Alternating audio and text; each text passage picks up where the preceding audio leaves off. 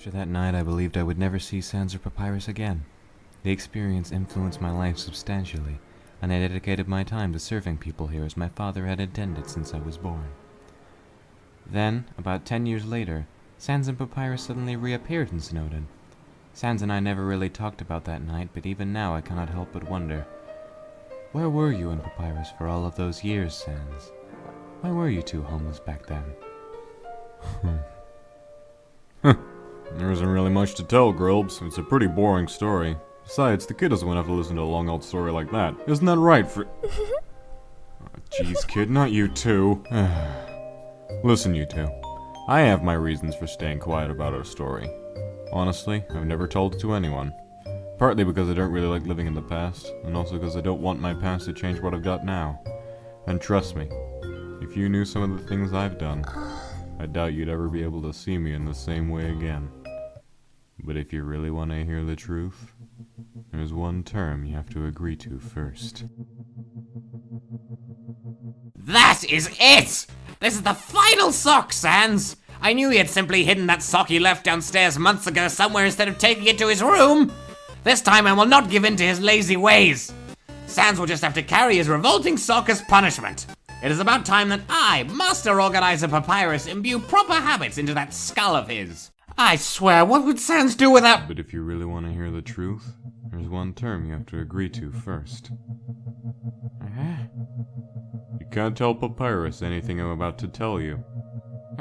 Sans? What? Sans, why would you want to hide your own past from Papyrus? As your brother, he deserves to hear such information. Why not simply tell him the truth as well? It's not that simple, Grilby. What on earth do you mean? Sans, he is your family just as we are. I know Papyrus would understand whatever you have You know a damn thing about what I've done! You can't understand how this feels even now! Damn, I'm sorry, Grilbs. I haven't lost my cool like that for a long time. I understand what you're saying, but I just can't tell him. Sorry, pal, but if you want to hear anything, I really need you to stick to the term. I see. Then, I suppose I will have to agree to it. I will not say a word to Papyrus. If it would benefit you both as you seem to believe. Forgive me, Papyrus, but I believe Sans needs to rid his mind of secrets if he is to move on. Well then, kid. I guess it's your turn. I'm sorry to even ask you this. I know how close you and Bro are. But if you're determined to hear this story, then I need your word. Very good, Frisk. You have even impressed Master Chef Papyrus. You promise not to tell Papyrus. I feel your guilt crawling on your back.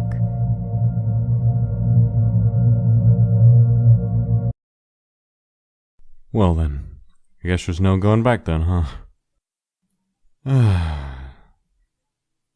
Okay. I'll tell you everything there is to know about my bro and I. You might as well get comfortable. This story is no walk in the park. Guess it's time to break a leg then, huh? Man, I've never had such stage fright before. Sans, what are you hiding from me? Let's start out the old-fashioned way, huh? Once upon a time, humans and monsters lived in peace. But even during a time of peace, the king of all monsters still had his loyal followers, the Royal Guards. Monsters of integrity and strength. One such monster was known for her unparalleled magical skills and her quick wit, for both attacks and puns. Her name was Ariel. She was one of the elite royal guards to Asgore. She was fast, bright, and funny as hell. She could make anyone smile or laugh. Who's my precious little funny bone, huh? Especially her baby bones brat, Sans. Yup, I was Mom's first monster kid. I don't remember a whole lot of our times together. But what I do remember is that my mom was really something. She was so kind and was always smiling. I looked up to her so much that I started picking up joke books as soon as I could read. I was her funny bone after all.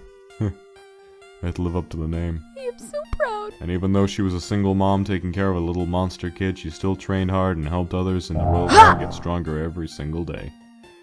Mom and I only had each other, and sometimes I got lonely when she was away.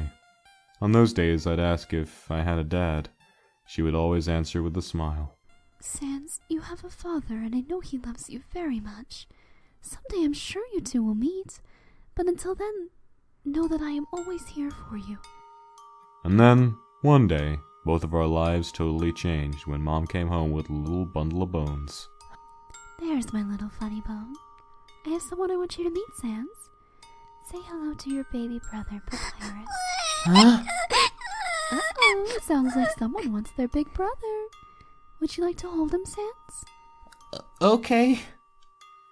The first time I held Papyrus, I was so nervous my bones were rattling. He was so small, I thought if I moved even an inch he would turn to dust or start wailing. Hey there, Papyrus. My name's Sans. I'm your big bro. Don't worry, I gotcha. But instead, Pap smiled at me like I'd never seen anyone smile before. And just like that, the fear went away. That's my good little bro. And just like that, Pap and I were stuck together like glue. I still remember how I felt that day. It was like a hole in my soul had been filled in seconds. All of the loneliness I felt went away, and all I cared about from that moment was seeing Pap smile again and again. The three of us were so happy together, and even without a father, we were a perfect family. But as I've learned since then, nothing can stay the same forever. Look at you, Papyrus. My scarf looks much better on you, huh? You take good care of it. Mom?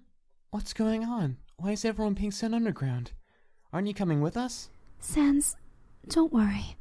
Everything is going to be fine. We're just having a disagreement with the humans right now, and King Asgore needs the Royal Guard to talk things out.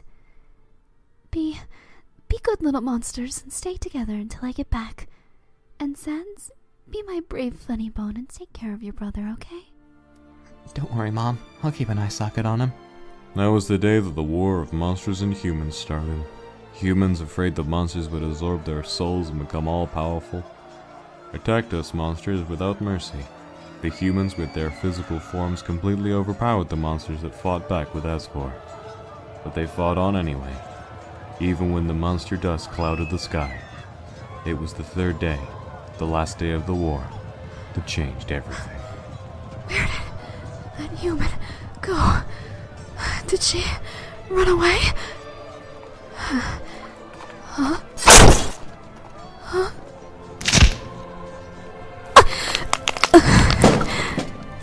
Sans Papyrus. I'm so sorry. I'm not gonna make it home. I love you both to death. Be good. Please take care of our boys. I love you three so much. Mom died that day, like so many other monsters. The rest of us were trapped in the underground by the barrier. And just like that, Pap and I were alone.